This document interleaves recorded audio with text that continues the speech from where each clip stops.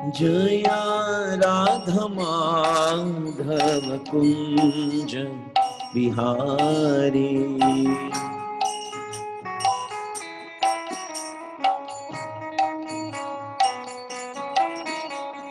जया राधा माधव कुंज बिहारी।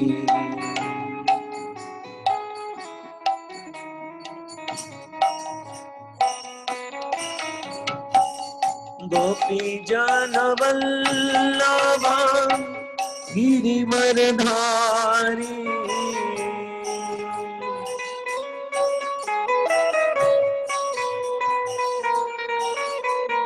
गोपी जन वल्लभा गिरिवरधारी।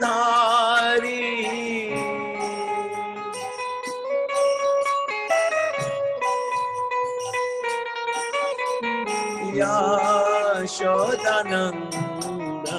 ब्रज जनरंजना।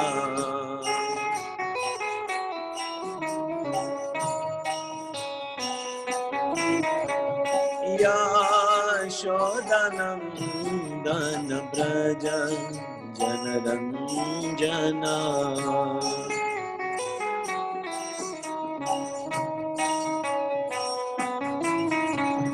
यमुना तीरावन चारी।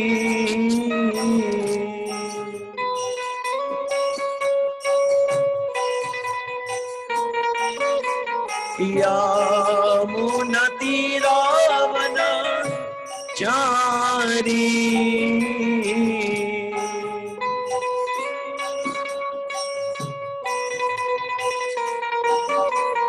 जया राधा माधव कुंज बिहारी।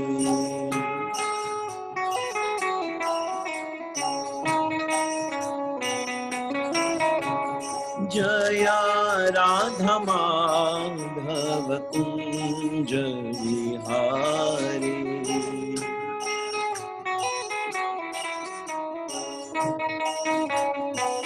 हरि बोल।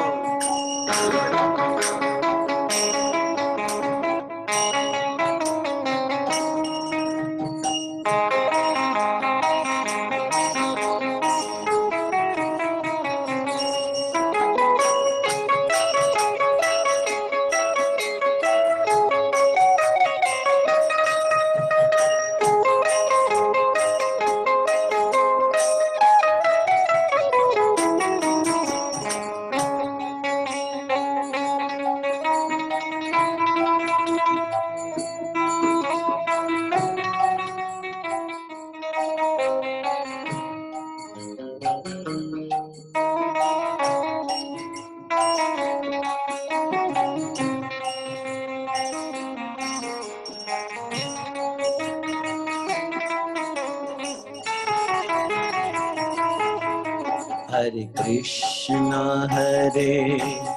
कृष्णा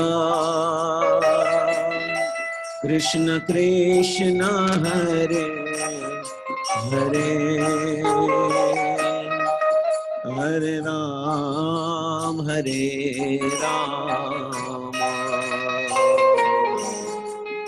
राम हरे हरे।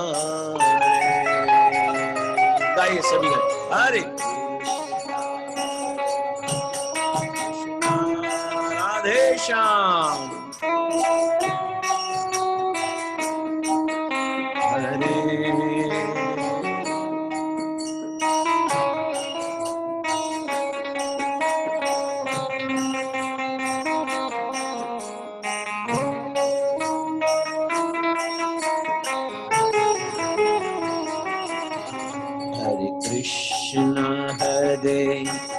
कृष्ण कृष्ण कृष्ण हरे हरे। हरे राम राम राम हरे हरे। हरे कृष्ण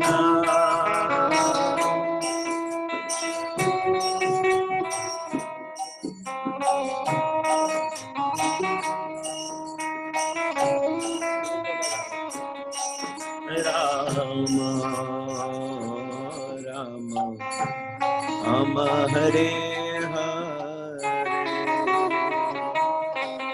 हरे हरे कृष्ण कृष्ण कृष्ण हरे हरे हरे राम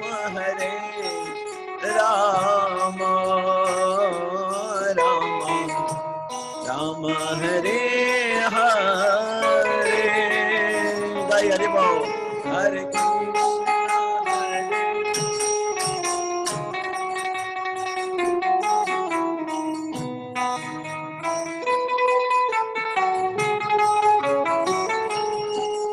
हरे राम राम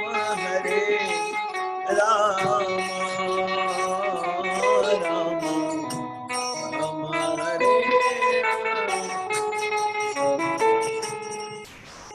राधे राधे राधे बरसाने वाली राधे राधे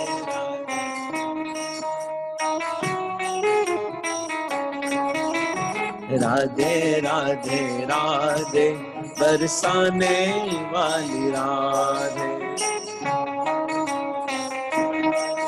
बरसाने वाली राधे राधे राधे बरसाने वाली राधे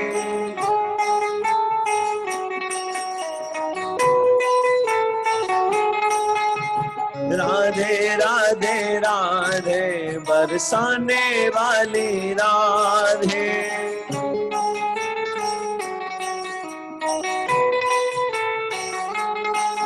श्री राधे राधे राधे बरसाने वाली राधे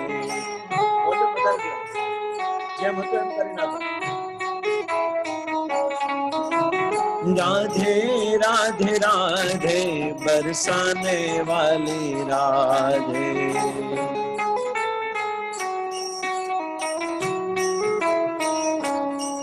हमारो धन राधा श्री राधा श्री राधा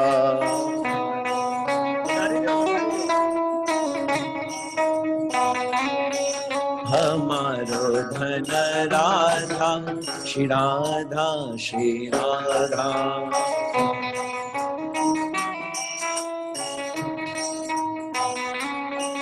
परम धन राधा राधा राधा राधा राधा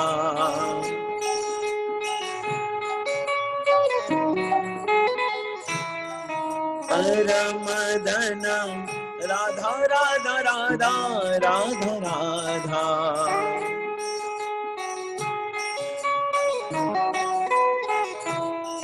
हमारो धन राधा श्री राधा श्री राधा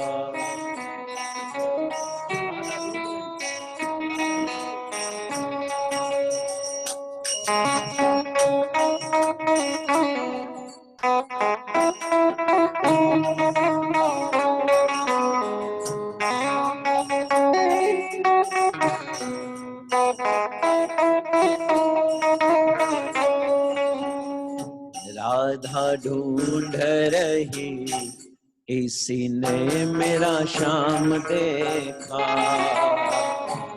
राधा ढूंढ रही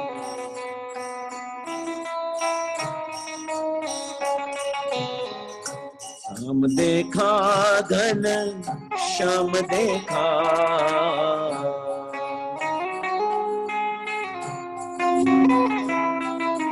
श्याम देखा घन श्याम देखा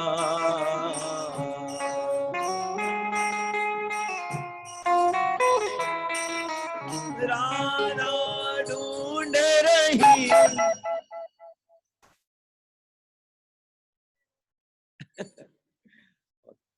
राधा ढूंढ रही किसी ने मेरा श्याम देखा,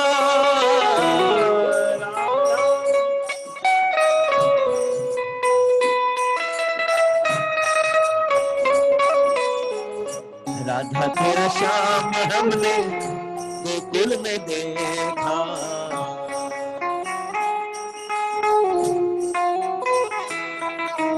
राधा तेरा श्याम हमने गोकुल में देखा।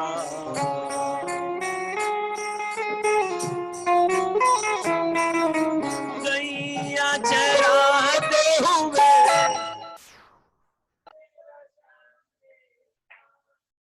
गैया चराते हुए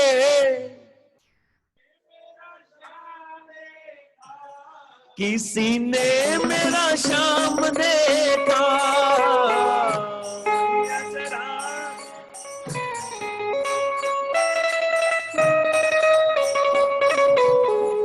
राधा तेरा श्याम हमने वृंदावन में देखा।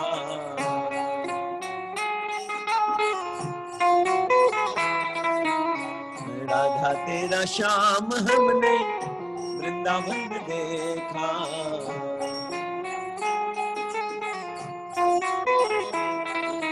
मुरली बजाते हुए, आप सबको भी गाना है, अकेला मैं नहीं गाऊंगा, हम सब मिलकर। मुरली बजाते हुए किसी ने मेरा श्याम देखा।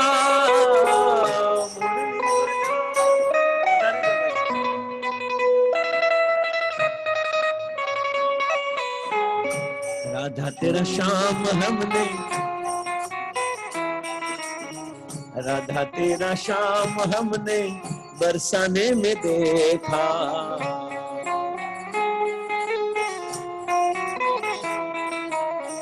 राधा तेरा श्याम हमने बरसाने में देखा।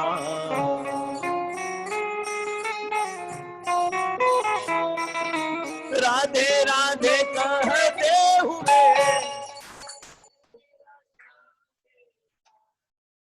राधे राधे कहते हुए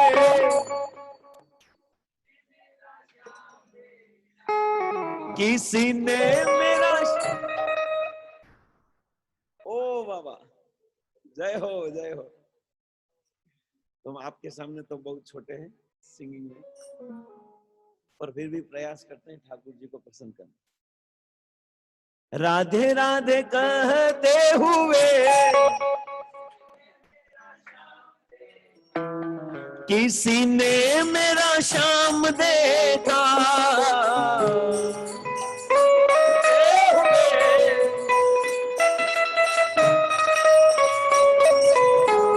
राधा ढूंढ रही किसी ने मेरा श्याम देखा।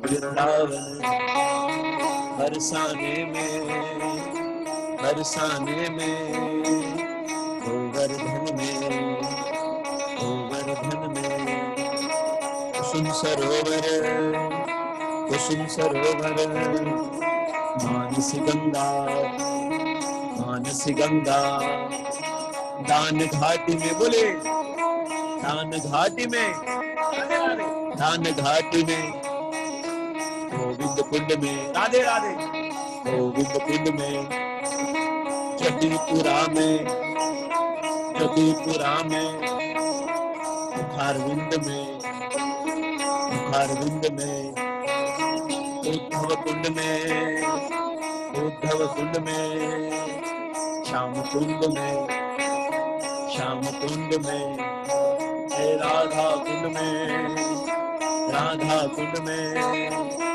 राधे राधे, राधे राधे, राधे राधे, राधे राधे, राधे राधे, राधे राधे, राधे राधे, बोलिए राधे राधे, राधे राधे, हे राधे राधे, राधे राधे, राधे राधे, राधे राधे, राधे राधे, राधे राधे, राधे राधे, राधे राधे, राधे राधे, राधे राधे, राधे राधे, राधे राधे, राधे राधे, राधे राधे, हे राधे राधे, राधे राधे, राधे राधे, राधे, हे राधे राधे, राधे राधे, राधे राधे, हे राधे राधे, राधे राधे, राधे राधे, हे राधे राधे, राधे राधे, राधे, हे राधे राधे, राधे राधे, हे राधे राधे, राधे राधे, राधे,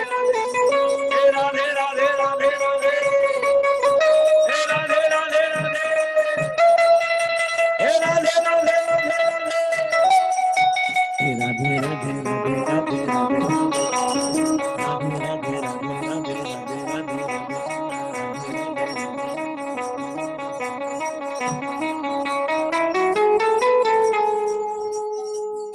नाम महाधन है अपनों,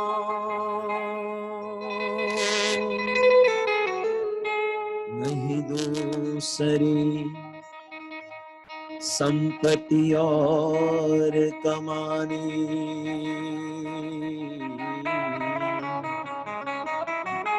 नाम महाधन है अपनों,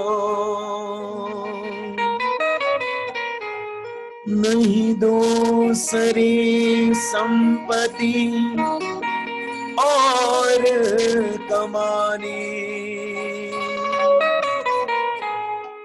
छोड़ अटारी हुआ जग के, हमको कुटिया ब्रजमाह बना दिया,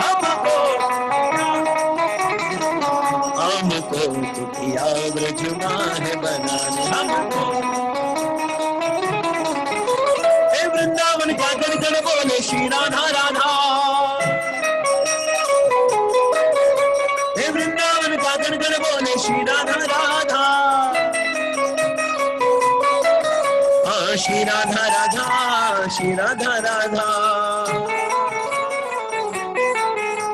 श्री राधा राधा, श्री राधा राधा,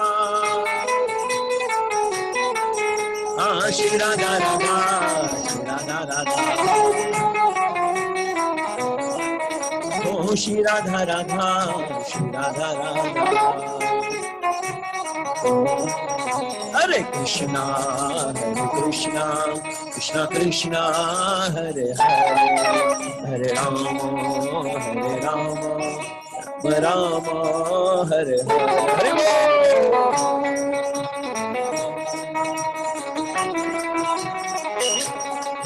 हरे राम।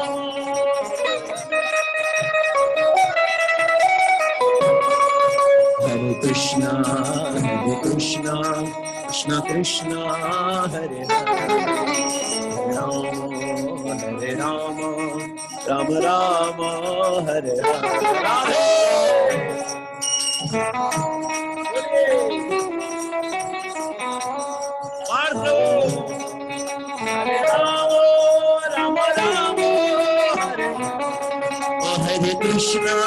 हरे कृष्णा कृष्णा कृष्णा हरे हरे, हरे राम राम राम हरे हरे। जय हो।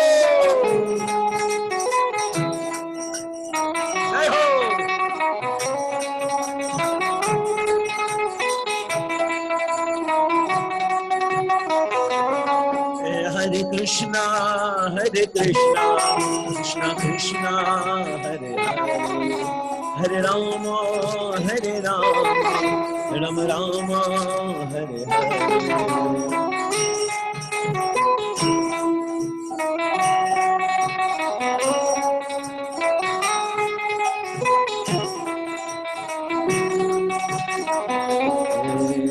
हरे कृष्णा कृष्णा कृष्णा हरे हरे, हरे राम राम राम हरे हरे।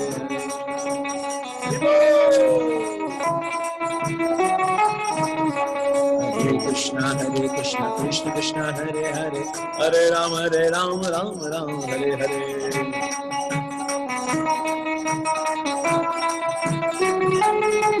हरे कृष्ण कृष्ण कृष्ण हरे हरे, हरे राम राम राम हरे हरे।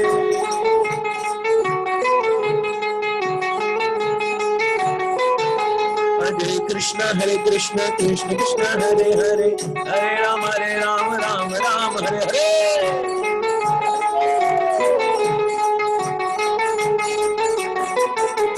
हरे कृष्ण कृष्ण कृष्ण हरे हरे, हरे राम राम हरे हरे।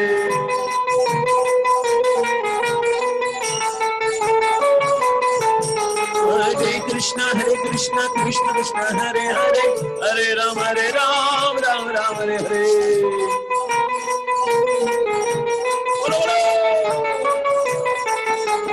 हरे कृष्ण कृष्ण हरे हरे, हरे राम राम हरे हरे।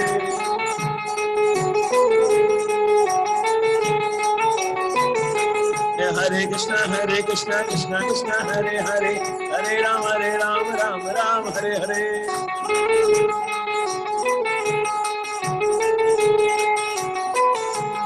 हरे कृष्ण बोलो।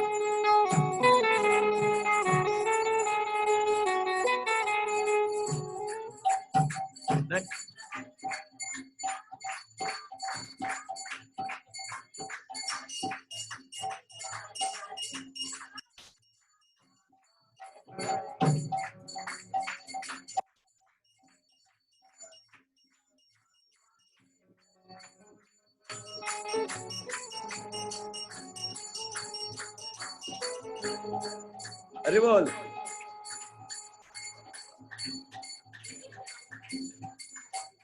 अंकल आपकी बारी। हरे कृष्ण हरे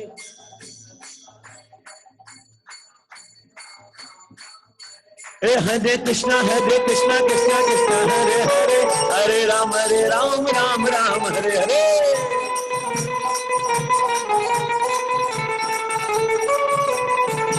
हरे कृष्ण कृष्ण हरे हरे, हरे राम राम हरे हरे। हरे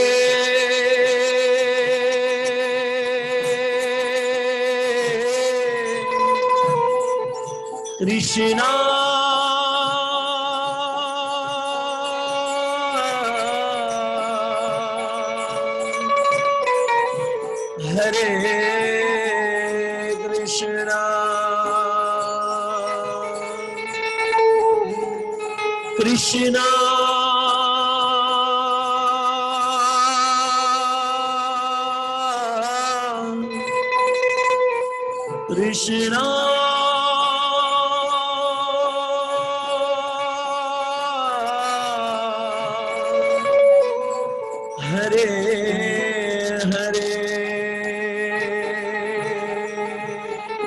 बोलो हरे कृष्णा कृष्ण हरे हरे, हरे राम राम हरे हरे हरे।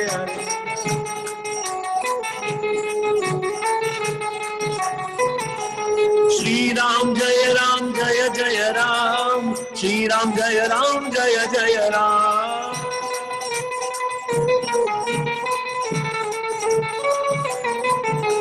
रघुपति राघव राजा राम, बोलो रघुपति राघव राजा राम, रघुपति राघव राजा राम, रघुपति राघव राजा राम। पतित पावन सीताराम, पतित पावन सीताराम। बोलो राम लक्ष्मण जानकी, राम लक्ष्मण जानकी। जय बोलो हनुमान की, जय बोलो हनुमान की। राम लक्ष्मण जानकी, राम लक्ष्मण जानकी। जय बोलो हनुमान की, राम लक्ष्मण जानकी।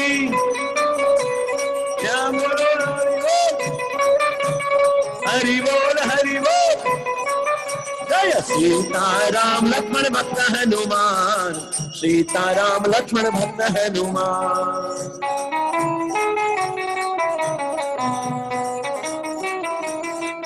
जय सीताराम लक्ष्मण भक्त हनुमान, सीताराम लक्ष्मण भक्त हनुमान।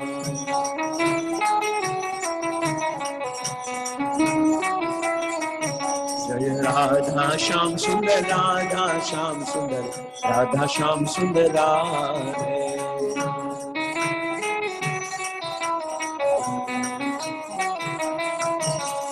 गौरनिताय जय गौरनिताय, गौरनिताय जय गौरनिताय।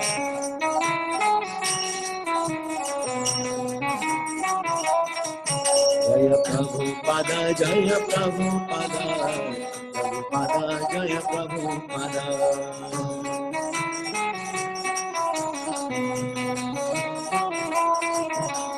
हरि बोल हरि बोल, हरि बोल हरि बोल, हरि बोल हरि बोल, हरि बोल हरि बोल, हरि बोल हरि बोल, हरि बोल हरि बोल, हरि बोल हरि बोल, हरि बोल हरि बोल, हरि बोल हरि बोल, हरि बोल हरि बोल। निदाई गौर हरि प्रेमानंदे, निदाई गौर हरि प्रेमानंदे, हरि हरि बोल। निदाई गौर हरि प्रेमानंदे।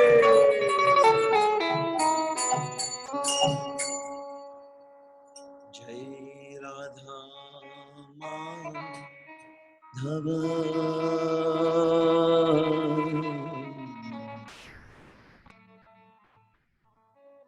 जय कुंज बिहारी, जय राधा माधव,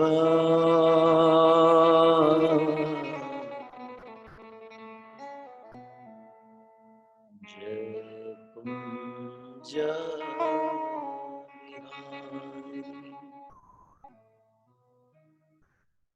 हरिनाम संकीर्तन की, समवेद भक्त वृंद की, निताई गौर हरि प्रेमानंदे, हरि हरि बोल।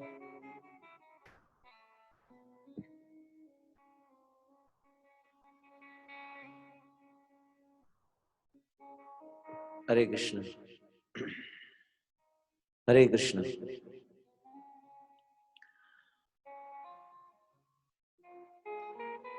मंजुला जी खेतान और उनकी सुपुत्री आकृति, क्या आज जन्मदिन के उपलक्ष्य में और विशेष आज का पावन पवित्र दिन रामनवमी, हमारे इस परिवार का सौभाग्य है कि आज के दिन आकृति का जन्म हुआ।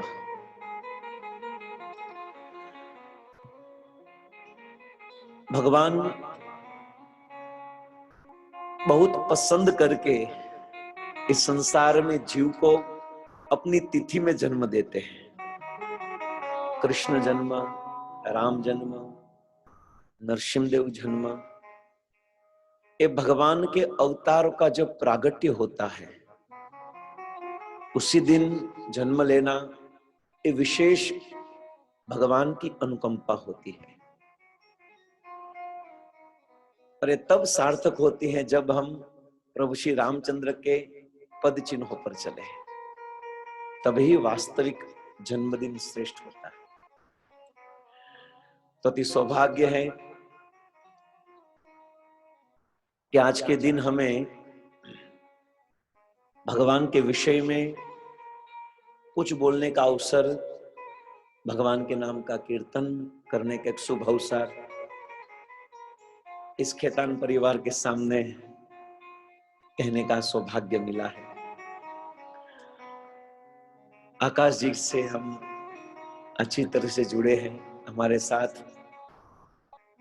पहली बार वृंदावन में लीगली दर्शन हुआ, इनलीगली तो दर्शन बहुत हुआ, पर लीगली हमने मिलन हुआ हमारा श्री धाम वृंदावन में। और इसी ब्रज की गलियों में हम खूब भ्रमण किए, भगवान के अलग अलग लीला स्थली पर जाकर भगवान के दिव्य गुणानुवाद का श्रवण किया, कीर्तन किया। 2-3 दिन उनके साथ रहे हम। तो इस परिवार के साथ हमारा नाता है, अगर सिद्धांत की दृष्टि से देखें तो वसुधैव कुटुंबकम। भगवत गीता के आधार पर भगवान कृष्ण के दृष्टिकोण से देखे तो ममे वंश जीवलोके जीवभूत सनातन मनःषष्ठेन्द्रियाणि प्रकृति स्थानी कर्षति। संसार के सभी जीव भगवान कृष्ण कहते मेरे अंश हैं, मेरे पुत्र हैं। अगर भगवान के दृष्टिकोण से देखें तो हम सब एक परिवार के ही हैं, पर कर्म की दृष्टि से देखें तो हमारा शरीर अलग अलग जाति में जन्म हुआ है, इसलिए हम अलग हैं शरीर से, पर तत्व से हम सब एक ही हैं। हम सब एक ही हैं और एक के ही हैं। और वो एक कौन है? वसुदेव वसुतम देवम कंस चाणूर्दवर्धनम देवकी परमानंदम कृष्ण वंदे जगद्गुरु। हम सब कृष्ण के ही, हमारा सबका जन्म हुआ ना तो हमने भगवान कृष्ण के नाम की कंठी पहनकर ही हम आए। सभी के गुरु कौन है? भगवान कृष्ण द्वारकाधीश। पर संसार में आकर कर्म के अनुसार सुख संपत्ति सब मिलने के कारण थोड़ा भगवान से हम दूर हो गए। भगवान तो वहां ही है, पर हम थोड़ा या आगे चले गए या पीछे आ गए। रामायण में कहते हैं बीनु सतसंग ए विवेका न होई, राम कृपा बिना ए सुलभ न सोई।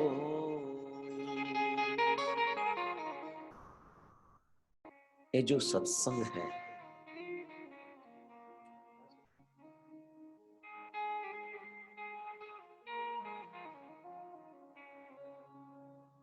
ये जो सत्संग हमें मिला है, बिन सत्संग विवेक न होई, राम कृपा बिन सुलभ न सोई। राम की कृपा से ही मिलता है, योग बनता है जन्मदिन का, रामनवमी का या संबंध का, परंतु वास्तविक मूल क्या है? भगवान।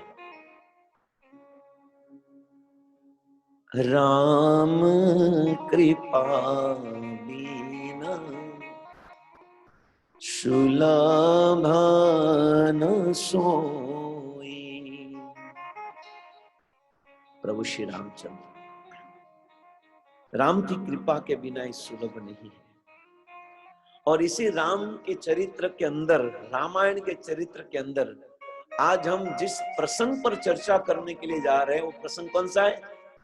केवट प्रसंग। पिछली बार मोहे जो कछु देवा, सो प्रसाद में सिर धरि लेवा। अद्भुत प्रसंग है। जैसे भागवत जो है उनमें मुख्य दसम स्कंद है और दसम स्कंद में भी गोपी गीत, ये प्राण है भागवत के। और अगर इस गोपी के भाव को आकृष्ट होकर हमारा चित्त भगवान कृष्ण के चरण कमल में आसक्त हो गया तो जिस स्थान में उस स्थान में समाधि आ सकती है। यम नियम प्रत्याहार प्राणायाम ध्यान धारणा समाधि की जरूरत नहीं है, बस हमारा चित्त एकाग्र होकर इस भगवान के इस भाव में, इस प्रेम जगत में पहुंच जाए। क्योंकि भगवान के धाम में जाना है ना तो प्रेम, वो प्रेम राज्य है और प्रेम प्राप्त करने का सबसे बड़ा साधन क्या है मालूम है? आंसू। भगवान को प्राप्त करने का सबसे तत्क्षण अगर कोई साधन है तो क्या है? बस कृष्ण के लिए रो। हमारे स्कूल के फाउंडर आचार्य श्री प्रभुपाद जी कहते हैं, हम जब भगवान का नाम लेना तो हमें एक छोटा बच्चा जब अपनी माँ को पुकारता है और रोता है, निस्सहाय बालक अपनी माँ को बुलाता है और रोता है, वैसे ही कृष्ण के लिए रोना चाहिए। और याद रखो, रोए बिना कृष्ण मिलने वाले नहीं है। आपके पास बहुत ज्ञान है, धन है, संपत्ति है, यश है, सब कुछ है, पर अगर आपकी आंख में कृष्ण के लिए आंसू नहीं है तो जीरो। गोपियों ने कृष्ण के लिए रोया था।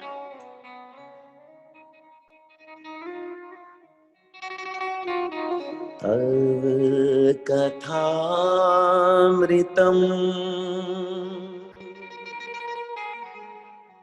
तप्त जीवनम कविभिरीडितम् कल्मषापहम् श्रवणमङ्गलम् श्रीमदानतम् भुवि गृह्णन्ति ते भूरिदा जना भुवि गृह्णन्ति ते भूरिदा जना।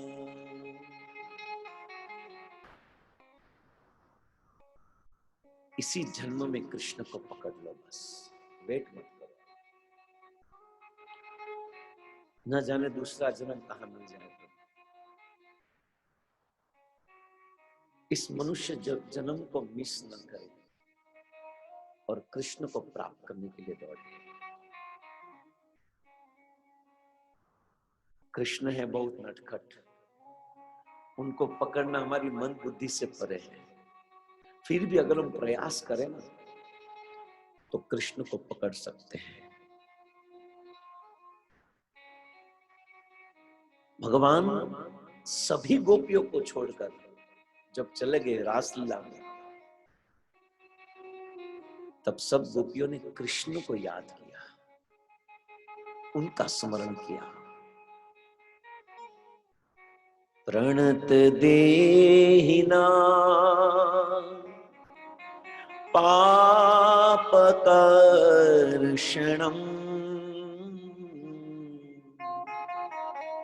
तृणचरानुगम्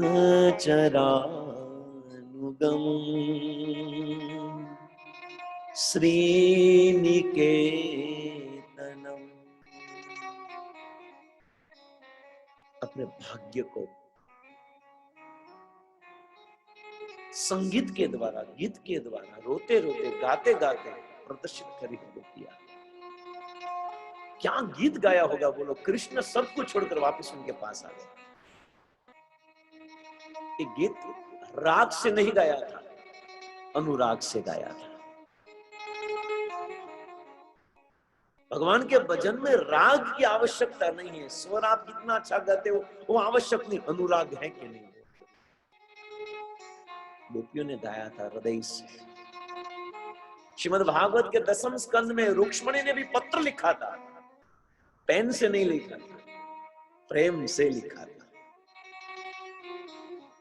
श्रुत्वा गुणानुभव सुंदरम, जब से कृष्ण सुना है आपके विषय में तब से प्रेम करने लगी। देखिए रुक्ष्मणी ने आज तक कृष्ण को देखा नहीं था, खाली सुना था। आप ऐसा मत समझो कि किसी को देखे तो ही प्रेम हो सकता है, नहीं। हमारी प्रणाली तो यह है कि बिना देखे प्रेम हो जाता है। रुक्ष्मणी ने कृष्ण को देखा नहीं था, पर उनकी प्रेम की चर्चा आज भागवत के पन्नों पर है। क्या लिखा है? रुक्ष्मणी उवाच, और ये पत्र स्वयं ब्राह्मण भगवान कृष्ण के सामने कहा था। बताओ बताओ क्या लिखा है? ब्राह्मण बोले बहुत अर्जेंट है। बोले यहां पर सब अर्जेंट वाली आते हैं। द्वारकाधीश कृष्ण,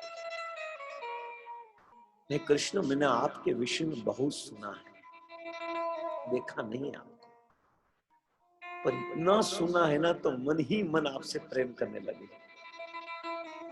बस आपके साथ ही शादी करनी है, वरना मैं अपना प्राण छोड़ दूं।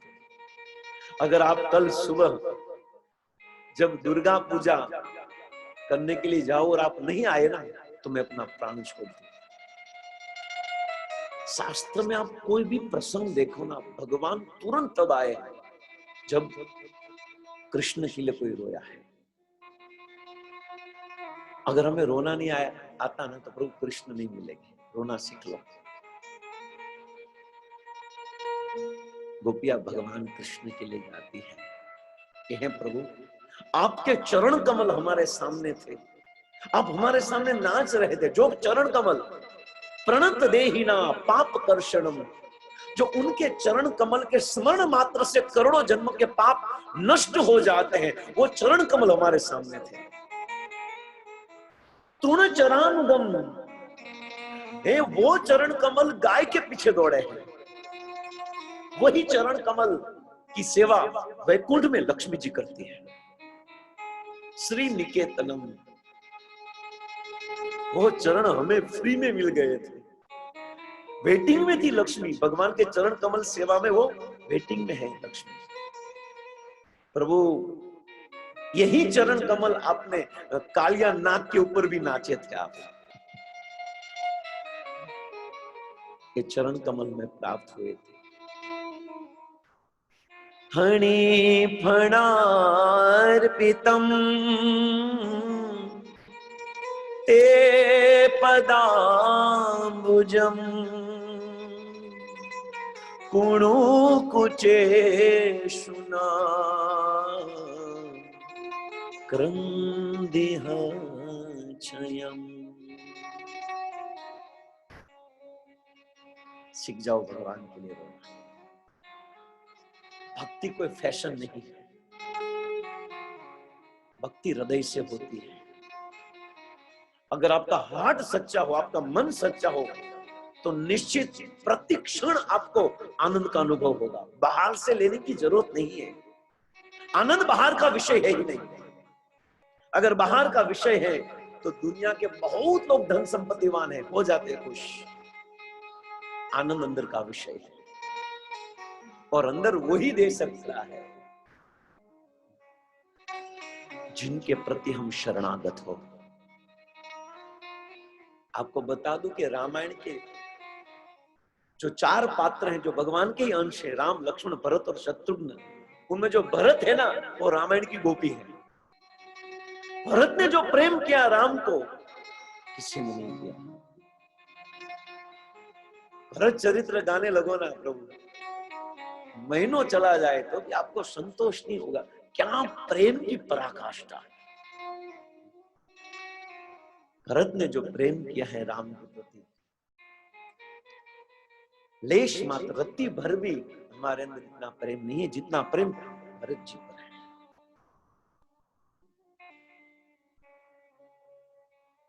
भरत रामायण की गोपी है, और इसी रामायण के एक अद्भुत चरित्र प्रसंग जिनका नाम है केवट। केवट यानी नाविक। ऐसा केवट था, ऐसा नाविक था जिन्होंने ना भगवान को गंगा पार कराई। भगवान हमें भवसागर पार कराते हैं, सोचो ये पात्र कैसा है जिनके सामने कुछ भगवान की नहीं चली।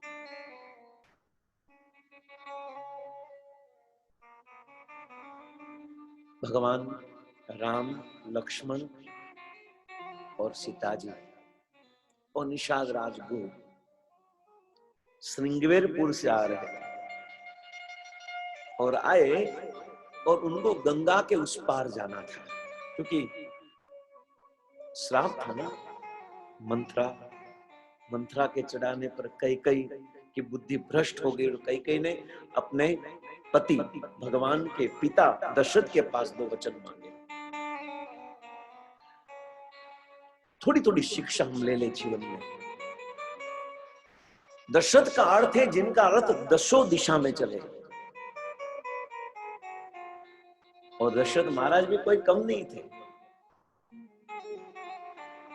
अवधपुरी रघुकुल मनि रामु। अवधपुरी वेद विदित तेहि दशरथ नाम।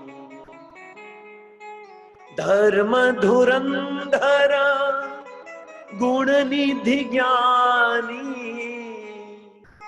धर्म धुरंधरा गुण निधि ज्ञानी।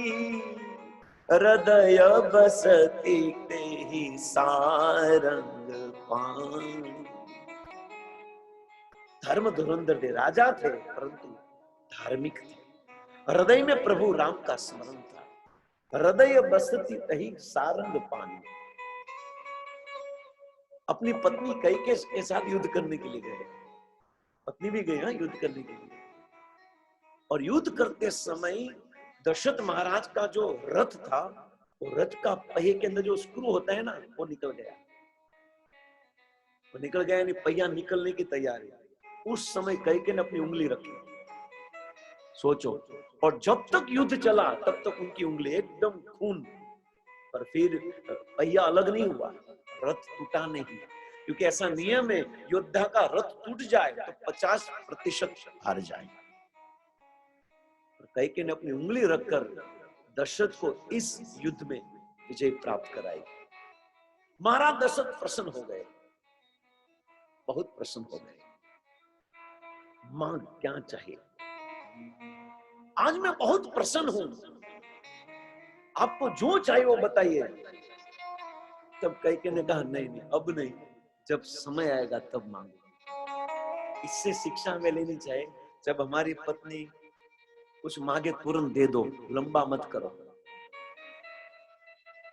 लंबा हो जाएगा ना तो फिर बहुत बड़ी गड़बड़ हो जाएगी। तुरंत दशरथ महाराज को दे देना चाहिए। हाँ बोलो, नहीं नहीं अभी मांगो। बोले नहीं नहीं, जब समय आएगा तभी।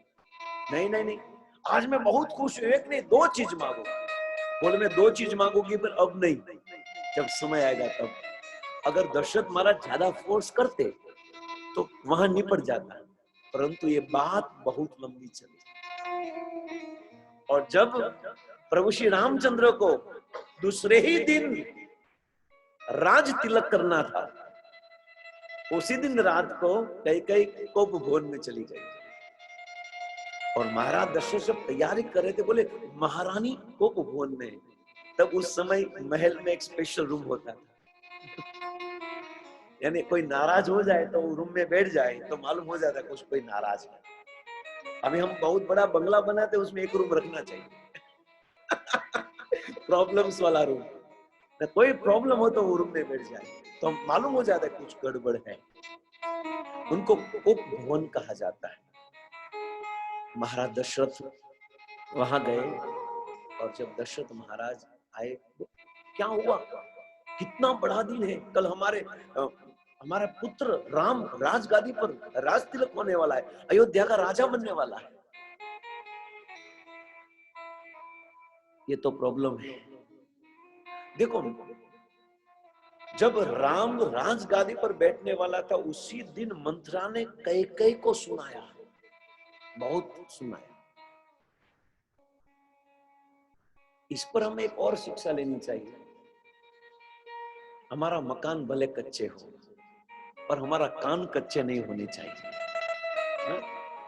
मकान की दीवार या कुछ भी भले कच्चा हो परंतु हमारा कान कच्चा नहीं होना चाहिए, पक्का होना चाहिए, वरना कोई भी आकर हमारे अंदर जहर डाल देगा। कैकेयी के कान में मंत्रा ने जहर डाल दिया क्योंकि कैकेयी के कान कच्चे थे। और कहा कि देख, राजा के लायक तो भरत है, राम क्यों बैठ रहा है? और याद है तुझे, तू जब युद्ध, कैकेयी को याद नहीं था, ये सब चढ़ाने वाले बाहर के रहते, घर के नहीं होते।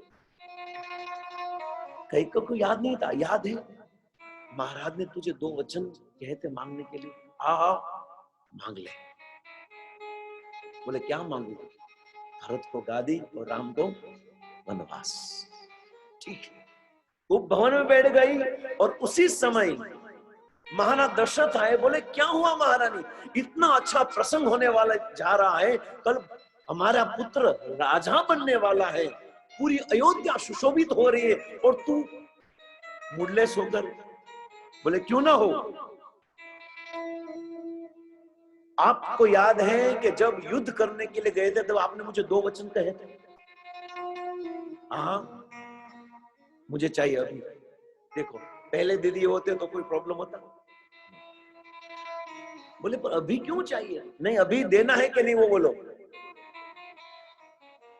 ऐसे तैसे किया होगा, फिर तुरंत एक चौपाई याद कराई, रघुकुल रीति सदा चली आई, प्राण जाए पर वचन न जाए। ओ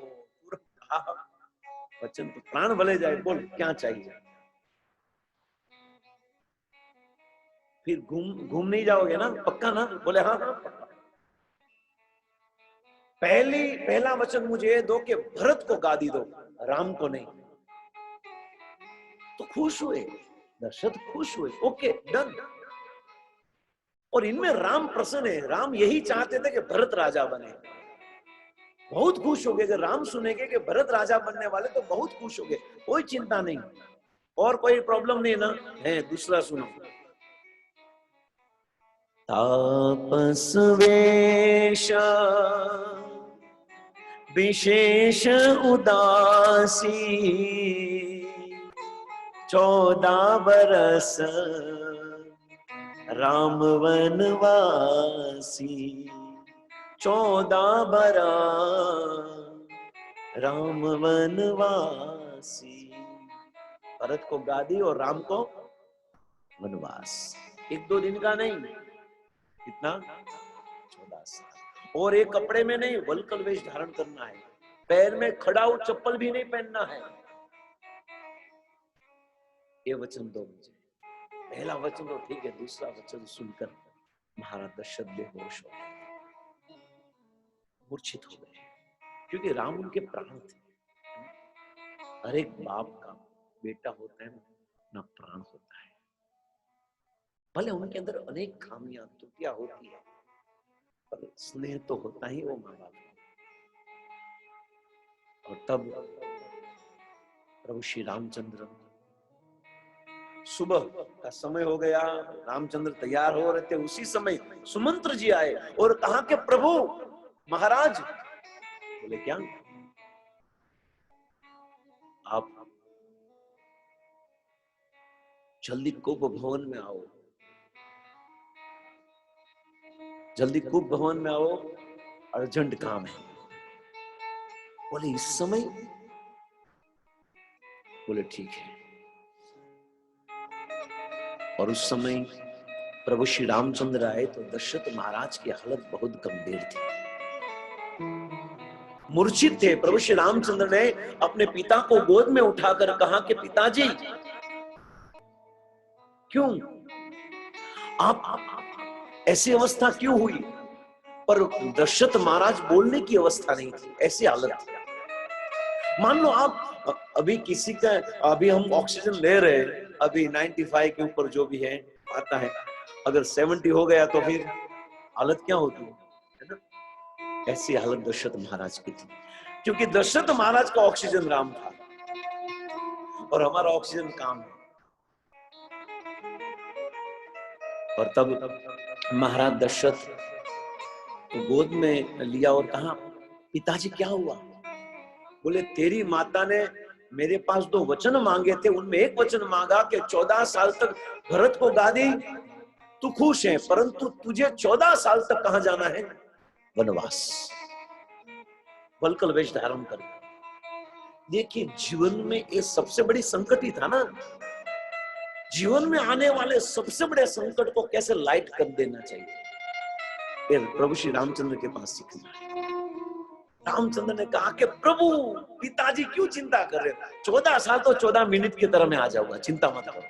देखो, बाकी बहुत बड़ा कष्ट था, परंतु घर में आने वाली कितनी भी बड़ी आफत हो, उनको क्या कर देनी चाहिए? एकदम हल्की बना दो। उनको हैवी मत बनाओ, क्योंकि हैवी बनाओगे तो वो आपके मन पर असर करेगा। लाइट ले लो। पिताजी चिंता मत करो, अभी 14 दिन की तरह मैं आ जाऊंगा, आप उठ जाओ। और देखो, माँ ने, मेरी माँ को कितनी चिंता है मेरी। आप मुझे खाली अयोध्या का राजा बनाना चाहते हो और माँ तो पूरे जंगल का राजा बनाना चाहती है। पॉजिटिव, ये सब चीज सीखनी है हमें। और हमारे जीवन में थोड़ा दुख आ जाए तो अरे बाप रे, 1 महीने तक तो घूमते रहेंगे ऐसे। छोड़ो। जिस देश में, जिस वेश में, परिवेश में रहो, राधा रमण, राधा रमण, राधा रमण कहो। जहां भी हो, चाहे विधि राखे राम, चाहे विधि रहे। और दशरथ महाराज एकदम, पिता चिंता मत करो, मैं आ जाऊंगा। फिर प्रभु श्री रामचंद्र निकले अयोध्या से वनवास। जब अयोध्या से वनवास निकले तब पूरी अयोध्या चली उनके साथ, हम सब जानते हैं, परंतु मुझे आपको केवट तक पहुंचाना है। और पूरी अयोध्या, पूरे कोई बाकी नहीं रहे, सब गए। एक दिन रुके, और जिस दिन एक पेड़ के नीचे रामचंद्र सो रहे थे, सीता जी भी थी, और लक्ष्मण जी राम को देखकर बहुत रो रहे थे। हजारों रानियां, दास दासियां जिनकी सेवा में रत हैं, आज अपने हाथ को पिलो बनाकर सो रहे। क्या हालत है, अंदर से अंदर रो रहे थे। और उसी दिन सब अयोध्यावासी सो गए, और तब प्रभु श्री रामचंद्र ने सुमंत्र जी को कहा, चलो जल्दी निकले, क्योंकि 14 साल का वनवास मुझे हुआ है, अयोध्यावासी को नहीं हुआ। हालांकि देखने के लिए जाए तो रामचंद्र को ही हुआ था 14 साल का वनवास, पर उनके साथ में कौन गए? लक्ष्मण। लक्ष्मण गए, क्योंकि लक्ष्मण राम के बिना उनको अच्छा ही नहीं लग रहा था। राम प्रभु श्री रामचंद्र के पास आए और कहा कि मुझे आपके साथ आना है। रामचंद्र ने कहा कि मैं कोई महाबलेश्वर ऊटी नहीं जा रहा हूं घूमने के लिए, मैं वनवास जा रहा हूं, वहां पर खाने पीना रहने का कोई भरोसा नहीं। फिर भी लक्ष्मण ने कहा, नहीं मुझे आपके साथ आना है। तो राम ने कहा कि इस शरीर पर अधिकार मेरा नहीं, तेरी मां सुमित्रा का, जा उनके पास परमिशन लेकर आ। ये सुनकर लक्ष्मण जी डर गए, नहीं मां मुझे परमिशन नहीं देगी। फिर भी गए लक्ष्मण जी, और लक्ष्मण जी ने कहा कि मां, मैं बड़े भैया राम के साथ उनकी सेवा करने के लिए 14 साल तक वन में जाऊं, आपकी मैं परवानगी लेने के लिए आया, परमिशन लेने के लिए आया। और क्या कहा सुमित्रा ने? पुत्रवती जुबती जग सोई, रघुपति भगत जातु सुत होई, न तरु बांझ बियानी, राम विमुख जे हित जानी। देखिए सिद्धांत, क्या सिद्धांत बताए रामायण में। सुमित्रा ने कहा कि मुझे लग रहा था कि आज तू मेरा पुत्र है, परंतु आज ये पूछकर मेरा सिर शर्म से झुक गया। सुमित्रा ने कहा, मां क्यों? अरे राम जा रहा है तो मेरी परमिशन लेने के लिए आ रहा है, आने की जरूरत नहीं है, राम के साथ चला जा। और ये श्लोक, ये जो चौपाई है रामायण की, ये सुमित्रा ने कहा कि पुत्रवती जुगती जग सोई, रघुपति भगत जातु सुत होई। वही माँ है, उनको ही माँ बनने का अधिकार है जिनका पुत्र राम का भक्त हो। वही पुत्रवती है जिनके संतान राम या कृष्ण के भक्त हो। अगर जिनके संतान राम और कृष्ण के भक्त नहीं है, सुमित्रा ने कहा बांझ। वो क्या है? बांझ। सोचो, हमारे संतान भगवान का नाम लेना, समझ लो हमारे कुल का उद्धार होने वाला है। भगवान के नाम की माला हाथ में आ गई, समझ लो हमारे कुल में जितने भी हमारे पूर्वज हैं, वो जहां भी हैं, जो भी शरीर लिया है, वो प्रसन्न हो जाएंगे कि आज मेरे कुल में मेरे संतान ने भगवान का नाम लिया है, उनके कारण मेरा उद्धार होगा। एक पुत्र का कर्तव्य तो यही है ना कि जो कुनाम के नरक से अपने माँ बाप को मुक्त करे। क्या सोचो आप, लक्ष्मण जी इतने प्रसन्न हो गए कि आज मैं भाग्यशाली हूं कि मुझे ऐसी मां मिली है। बाकी हफ्ते में एक दो घंटे मंदिर में जाए तो भी टेंशन आ जाता है माँ बाप को, ये साधु न बन जाए, अब बाओ न बनी जाए। चलो ये छोड़ो, लक्ष्मण तो राम का भाई, और सीता जी भी साथ में गई। सीता जी को कोई कनेक्शन ही नहीं। सीता जी, जहां आप जाओगे मैं वहां जाऊंगी। बोले सास ससुर पद दूजा, सुन सास और ससुर की सेवा करना ही तेरा धर्म है। ये रामचंद्र समझा रहे थे सीता जी को। बोले कि ठीक है वो है, पर मेरा पहला धर्म यह है कि मेरे पति की सेवा करना, क्योंकि पति से ही सास ससुर है। मैंने को पति के रूप में स्वीकार किया तो पति के साथ जितने भी संबंध है वो सब संबंध मेरे हो गए। पहला संबंध पति का है, फिर सब संबंध पीछे आया। नहीं, ऐसा कहा जाता है कि सीता जी ने अपने जीवन में कभी पैर जमीन में नहीं रखे थे। जनक जी ने सीता जी को जहां भी जाती है सीता, पालकी भी जाती, जमीन पर पैर नहीं रखे थे। आज नंगे पर 14 साल तक राम के साथ जाना है। जीवन में कैसी भी परिस्थिति आए हमें तैयार रहना है।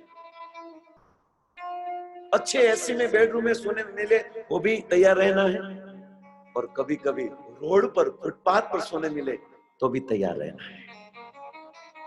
कर्मणा गहनो गति, भगवान भगवत गीता में कहते कर्म की गति बहुत विकट है, बहुत डेंजर है, उनको कोई नहीं समझ सकता, कुछ भी हो सकता है। हर परिस्थिति में हमें मजबूत रहना है। भगवान किसी भी हालत में रखे, बस न सोचती न हर्षती न कांक्षती। बहुत आ जाए तो प्रसन्न भी नहीं होना है, और चला जाए तो दुखी भी नहीं होना है। समः सर्वभूतेषु न मे द्वेष्टि न च प्रियः। हर परिस्थिति में व्यक्ति समान रहे, भगवान भगवत गीता में उनको ही स्थित प्रज्ञ व्यक्ति कहते हैं। पर हमारा मनस्थिति परिस्थिति के अनुसार बदलती रहती है, पर परिस्थिति कुछ भी हो, मनस्थिति एक रहनी चाहिए। सीता जी चली थी के साथ, और उनको देखकर लक्ष्मण जी रो रहे थे, और वहां से चले गए निषाद राज के साथ। अब वो पहुंचे, चलते चलते चलते उनको पार होना था, तो बीच में गंगा का प्रवाह आया, गंगा की नदी आई, तो गंगा के उस पार जाना था। और सुबह आए निषाद राज गुहू, राम लक्ष्मण और सीता जी। जैसे आए तो वो गंगा के तट पर बहुत बोटें रहती थी, नौका, पर आज एक ही बोट थी, कोई बोट नहीं थी। ऐसा क्यों? लक्ष्मण जी ने प्रभु श्री रामचंद्र को ऐसा क्यों, आज कोई है नहीं, लॉकडाउन है क्या, कर्फ्यू लगा है क्या, है हुआ क्या है? और एक अकेला बैठा था, एकदम नाविक, नौका के में एकदम बिंदास बैठे, मान लो कि ये पूरे विश्व का राजा हो ऐसे बैठा था। और प्रभु श्री रामचंद्र ने बोटमैन को बुलाया, नाविक को बुलाया, केवट आना, केवट को बुलाया। केवट ने राम को नहीं बुलाया। देखो एक एक सिद्धांत समझो आप। केवट ने राम को नहीं बुलाया, राम ने केवट को बुलाया। भजन ऐसा करो कि हमें भगवान को बुलाने की जरूरत ना पड़े, भगवान खुद हमारे पास आ जाए। भजन ऐसा होना चाहिए। गुजराती में भजन છે, सूरज उगे ने मने મળતી આશા, संध्या ढळे ने मने મળતી નિરાશા, रात दिवस हूँ तो જોવે નિરા, मारी झूपड़ीए आओ मारा राम, मननु मुरलियो रटे तारु नाम, मारी झूपड़ीए आओ मारा राम। शबरी डेली सुबह भगवान की राह देखे, सब तैयार करे, भोजन ये पूजा सब तैयार करे, और भगवान शाम को न आए, वापिस रख दे, वापिस सुबह तैयार करे, वापिस रख दे। शबरी वृद्ध हो गई, पर उनकी भजन और उनकी राह वृद्ध नहीं हुई। भजन आयु पर नहीं डिपेंड है प्रभु। अगर आयु पर डिपेंड है तो जो यंग है उनको ही मिलना चाहिए। भगवान ध्रुव को भी मिला, प्रहलाद को भी मिला, धूतराष्ट्र को भी मिला, मीरा को भी मिला, सबको मिला। आयु पर डिपेंडेंट नहीं है भगवान। कितनी राह देखती है और क्या भाव से राह देखती थी। आज राम आएगा, आज राम आएगा, और राम आए। देखिए राम तो जा रहे थे सीता की खोज में, परंतु शबरी की भक्ति की स्मेल, सुगंध इतनी सुंदर थी कि राम जा रहे थे तो शबरी की सुगंध भगवान के नाक में आ गई। यहाँ कोई भजन करने वाला है, मेरी राह कोई देख रहा। एकदम बूढ़ी हो गई थी, राम को देखकर उत्साह हो गया। मातंग ऋषि ने कहा था, बेटा तू इस आश्रम की पूजा करते रहना, आज नहीं तो कल राम आएगा। गुरु के वचन में निष्ठा अगर होना तो भगवान अवश्य आएगा। और ये भक्तों ने भगवान के पास नहीं गए, ये सब भगवान उनके पास आए। और आपने ये बात सुनी होगी या नहीं सुनी होगी मुझे मालूम नहीं, बताता हूं आपको। जब प्रभु श्री रामचंद्र और लक्ष्मण जी आए शबरी के कुटिया में, तब नवदावती हम जानते हैं, प्रथम भगति संतन हर संगा, दूसरी मति मम कथा प्रसंग। नो भक्ति बताई। और तब प्रसाद में क्या था? बेर थे। और बेर भी कैसे दे रहे थे? टेस्ट कर और फिर हमको दे। हम तो भाव से कर, लक्ष्मण नहीं खा रहे ना। कलयुग में बहुत लोग हैं जिनको गुरु पर, भगवान के प्रसाद पर विश्वास नहीं है। प्रभु श्री रामचंद्र प्रेम से भाव से खा रहे, तो लक्ष्मण बोले ये शबरी बूढ़ी भील ज्ञाति की जाति की, और मैं क्यों झूठा कहूं। वो खा नहीं थे, पीछे डाल रहे थे और ऐसे मुंह करते, खा नहीं रहे थे, नाटक कर रहे थे। और मैं आपको बताऊं कि जब रावण के पुत्र ने लक्ष्मण जी को मारा और लक्ष्मण जी मूर्छित हो गए, तो जो जड़ी बूटी थी लेने के लिए हनुमान जी गए, वो जड़ी बूटी क्या थी? जिस बेर को लक्ष्मण जी ने खाया नहीं और पीछे डाल दिया, उसी बीज में से ये वृक्ष निकला था, और वही जड़ी बूटी लक्ष्मण जी को काम आई। यह भजन सोचो।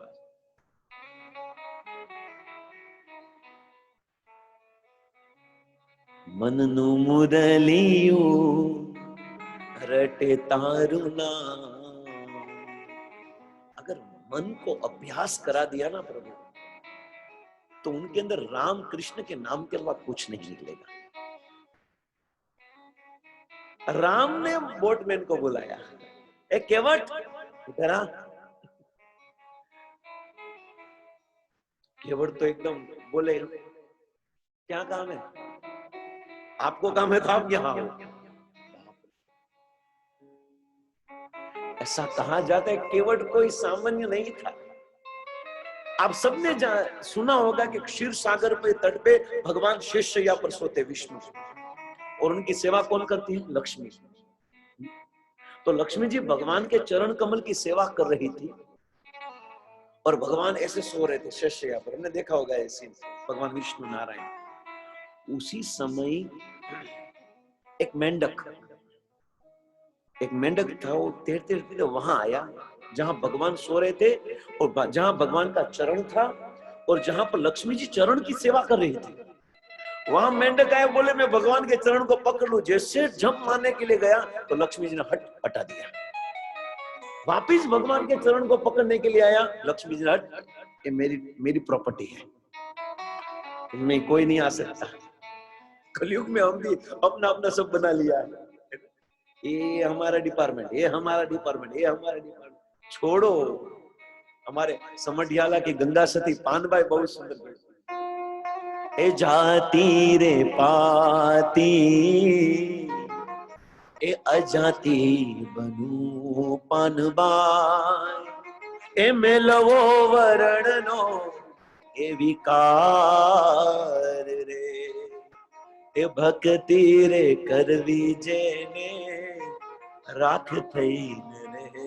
भजन करना है तो पक्का राख जैसे होती ना, राख ऐसे ऐसे होकर भजन करो, कोई टेंशन ही नहीं। राख कोई नहीं छूता, डरते हैं सब। भजन करना है तो ऐसे करो। मेरू रे डगे पण जेना मनडा न डगे, मेरू पर्वत भले हिल जाए पर जिनका मन भगवान के चरण कमल के प्रति एक क्षण भी न हिले, ऐसे अभ्यास करना पड़ेगा। तो जा रहा था और लक्ष्मी जी हटा रही थी, पकड़ने के लिए जा रहा था भगवान के चरण कमल। देखो ये सौभाग्य है ना, पर लक्ष्मी जी बोले नहीं, ये डिपार्टमेंट मेरा है। तो मेंढक ने कहा ये शरीर में भले मुझे भगवान के चरण कमल को स्पर्श नहीं करने दिया, पर एक अवतार में यही जब राम बनकर आएंगे ना, तब उनके चरण कमल नो धूल तो मेरा नाम भी मेंढक नहीं। और यही मेंढक क्या बना रामायण में? केवट बना है। सोचो।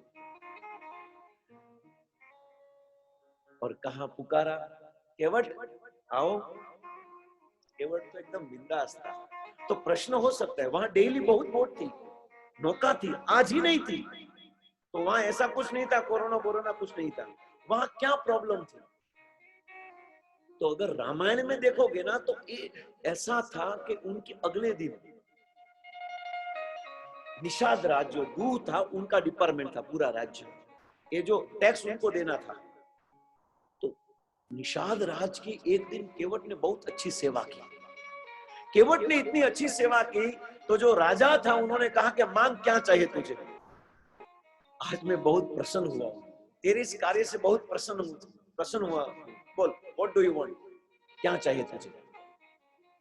केवट ने कहा ऐसा करो, देखो डेली यहाँ पर बहुत नौकाएं चलती हैं, तो कल के दिन जो नौका वाले हैं उन सबको उनका पूरा दिन का जो होता है आप दे दो। उस दिन मेरी एक ही नौका होनी चाहिए।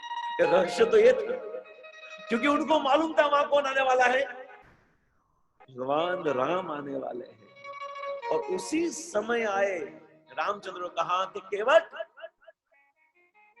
बोले आपको जाना है मुझे जाना है? बोले मुझे जाना है तो आप आओ। बोले ऐसा करो, हमें उस पार जाना है, तो उस पार आप हमें लेकर जाओ। केवट बोले ठीक है।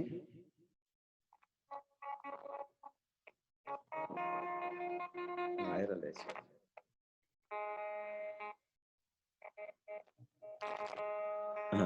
केवट ने कहा कि ठीक है प्रभु, हम आपको ले जाएंगे वहां पर, मुझे कोई प्रॉब्लम नहीं है, पर एक बहुत मैंने सुना है कि आपके पैर के अंदर, पैर के नीचे एक जड़ी बूटी है। पैर है उनके नीचे जड़ी बूटी है। तो श्री राम, मुझे भी मालूम नहीं कौन सी जड़ी बूटी है आपके पैर के नीचे। बोले क्या है? बोले मैंने सुना था कि जब आप जनकपुर जा रहे थे तब बीच में अहल्या का एक आश्रम आया और अहल्या पत्थर बनी थी और आपके चरण की रज जैसे उनको स्पर्श हुई, अहल्या क्या बन गई? पत्थर क्या बन गई? स्त्री बन गई। चरण कमल रज चाहती, कृपा करो रघुवीर। हजारों सालों से पत्थर बनकर अहल्या भगवान की राह देख रही थी। गौतम नारी श्राप बश, उपल देह धरि धीर। चरण कमल रज चाहती, कृपा करो रघुवीर। और जैसे चरण की रज पत्थर पर पड़ी तो अहल्या आ गई और गौतम नारी को, गौतम ऋषि को दे दिया। प्रभु आपके चरण में क्या है? जड़ी बूटी है। जिस चीज को छू लेती है वो क्या बन जाती है? स्त्री बन जाती है। पत्थर को छू लिया आपके पैरों ने, चरण ने, तो पत्थर क्या बन गई? अगर आपके पैर मेरी नौका को छुएंगे तो क्या बन जाएगी? स्त्री बन जाएगी। देखो मेरी रोजी रोटी नौका है और आपके चरण स्पर्श हुए तो स्त्री बन जाएगी। एक ऑलरेडी है और इनको कहां रखोगा? तो कृपा करके, वो पत्थर थी तुरंत वो स्त्री बन गई। ये तो लकड़ी है, ये तो तुरंत क्या बनेगी मालूम नहीं। और मैंने सुना है कि वो पत्थर बनने के बाद वो ब्राह्मण बन जाती है। वो स्त्री क्या बन जाती है? ब्राह्मण। अगर मेरी नौका ब्राह्मण बन गई तो मैं तो ठहरा निम्न कुल वाला, तो मुझे बोलेगी मुझे अलग रहना है, मेरा अलग बर्तन, मेरा अलग खाना। तो कहां जाओगे? एक तो मैं खुद गरीब हूं इतना। भगवान अंदर अंदर हंस रहे थे, क्या बुद्धि की बात कर रहा है। देखिए प्रभु आपको मैं पहुंचा दूंगा वहां पर एक शर्त है। क्या? बोले आपके चरण को मैं क्या करूंगा? साफ करूंगा।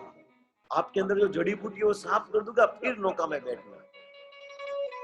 लक्ष्मण बोले ए भैया छोड़ो, नहीं जाना है तेरी बोट में। तो केवल बोल ठीक है जाओ, जो करना है करो, बुलाना मत दूसरी बार मुझे। राम बोले लक्ष्मण सुन, कोई रास्ता तो है नहीं इनके अलावा, दोनों की गरज है। अगर वहां जाना है तो पैर तो धुलाना ही पड़ेगा। केवल जो मेंढक बनकर बहुत तड़पा था ना, वो बोले चक्रवृद्धि ब्याज के साथ सब वसूल करूंगा। और केवल लक्ष्मण जी तो क्रोधित थे, सीता जी चुपचाप। सीता जी एकदम हंस रही थी कि वाह, एक भक्त और भगवान के अंदर क्या लीला चल रही है। ये देख रहे थे लीलाएं। और भगवान ने कहा ठीक है, धो लो आप मेरे चरण को। बोले ठीक है, ऐसा करो, आपके जो चरण कमल धोना है तो मैं उनका पात्र लेकर आता हूं, क्योंकि मैंने सुना है रात को, अगली रात को जब राम आने वाले थे, उस रात को निषाद राज और लक्ष्मण दोनों बात कर रहे थे। ये जो राम है वो परब्रह्म है, उनके चरण कमल को धोकर प्रेम को प्राप्त कर लेना है। उनके चरण कमल परमार्थ छिपा है, उनके चरण में वास्तविक शुद्ध भक्ति छिपी है। ये मैंने सुना था, तो मैं चरण कमल को धो लूंगा और धोने के बाद जो पानी है पूरा पी लूंगा, तो मेरे अंदर भी प्रेम प्रकट हो जाएगा। क्योंकि रुकने वाले तो है नहीं, ये भागने वाले हैं तो जो भी है, परंतु रुकिए प्रभु, मैं आता हूं घर पे। और क्या बोलते हैं वो पात्र धोने का, पात्र चरण धोने का पात्र क्या बोलते हैं उनको हिंदी में? पराग। हाँ, तो वो लेकर आता हूँ, आप यहाँ रुकना।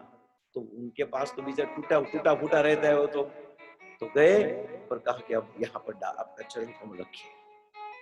और फिर केवल इतने स्लो मोशन में एकदम धीरे धीरे धीरे धीरे धीरे धीरे। लक्ष्मण बोले भाई जल्दी करना तू। बोले भाई शांत रहो, ये जड़ी बूटी अंदर तक चली गई है। उनको सांप मेरी नौका का सवाल है भाई, मैं क्या करूं? और फिर तुरंत ही एकदम घिस घिस कर साफ कर रहे थे भगवान के चरण कमल। जब भगवान के चरण कमल केवल साफ कर रहा था तब पूरे देवी देवता आकाश में देख रहे थे और पुष्प वृष्टि कर रहे थे कि जिस चरण कमल का दर्शन करने में हजारों वर्ष तपस्या करनी पड़ती है, आज केवल भगवान के चरण कमल को धो रहा है। क्या सौभाग्य लेकर आया है। और बहुत सुंदर रूप से केवल धो रहा था और एकदम साफ कर लिया। राम बोले ठीक, अब जाओ। बोले जाओ, पर ऐसे जाने नहीं दूंगा। बोले क्या? बोले मेरे पीठ पर बैठ जाओ। हनुमान जी मनी मन सोच रहे थे कि पागल को मालूम नहीं है पर ब्रह्म है, इनके उदर में अनंत कोटि ब्रह्मांड रहते हैं, इनका वजन उठा नहीं पाएगा। पर लक्ष्मण को मालूम नहीं था कि अगर भगवान को कोई उठा सकता है तो उनके भक्ति उठा सकते हैं, बाकी किसी के अंदर ताकत नहीं।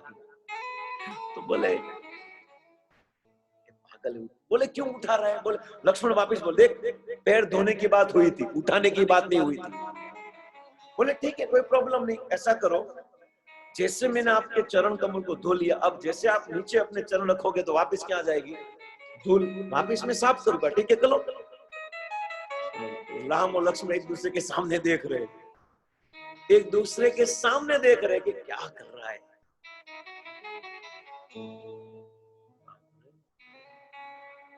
लक्ष्मण क्या करे? आओ। अच्छा, पांडव सेना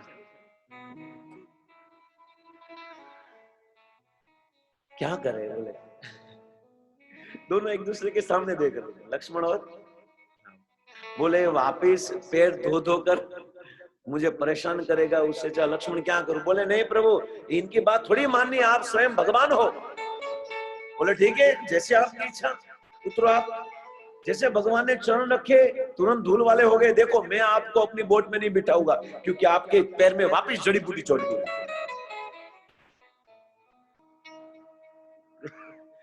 राम बोले पक्का भगत है ना, एकदम पक्का भगत है।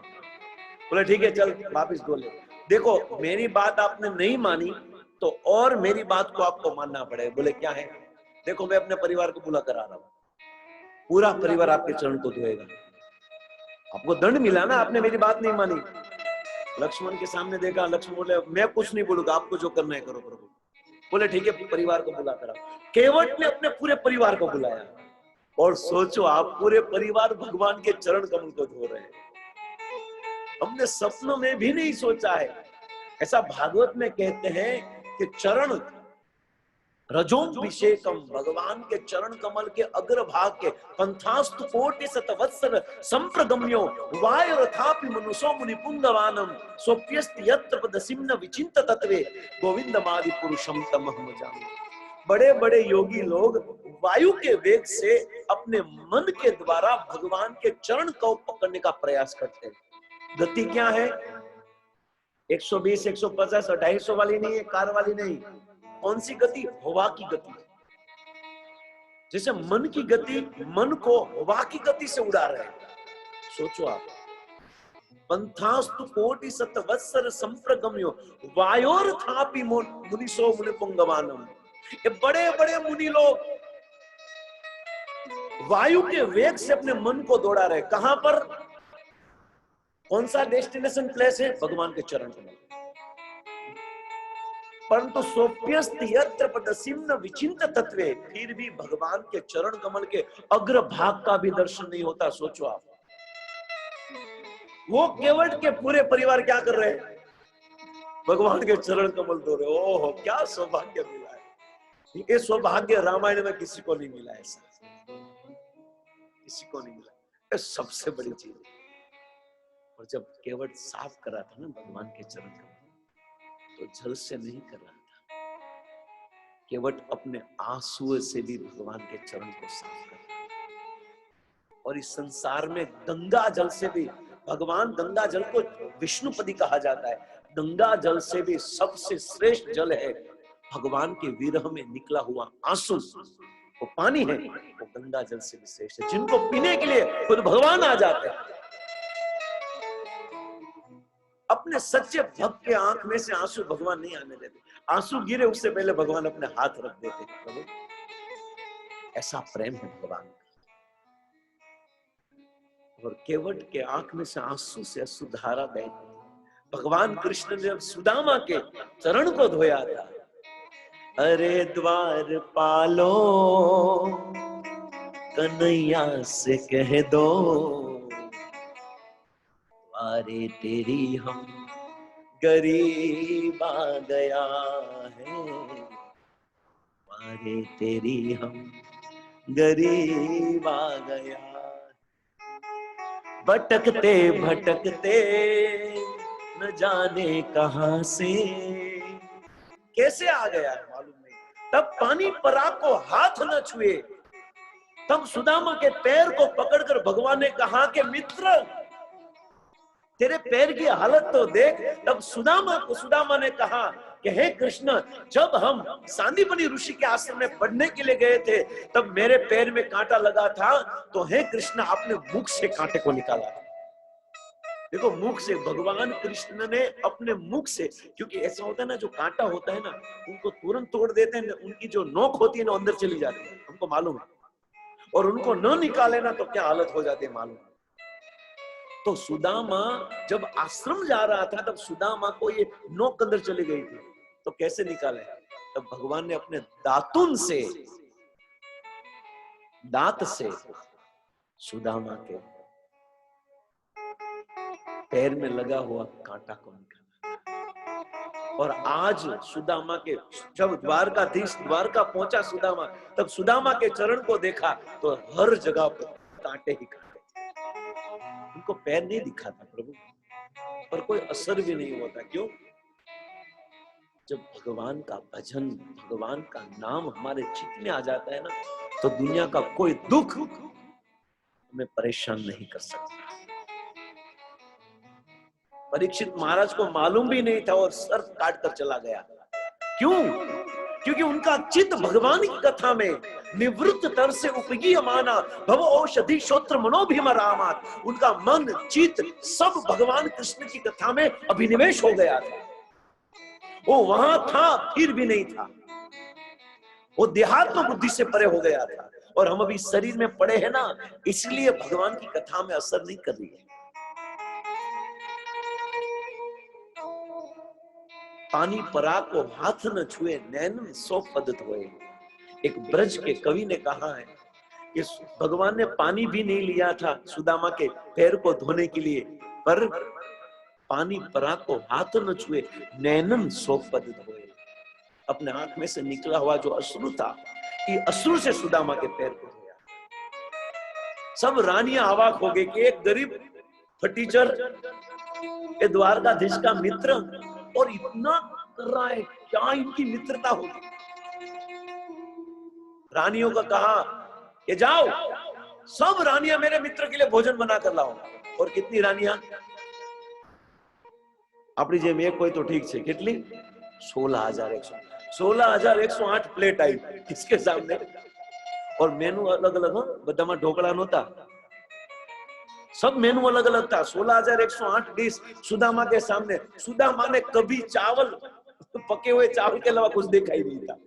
बोले ये सब मुझे पचेगा नहीं, क्योंकि मैंने खाया ही नहीं, देखा ही नहीं।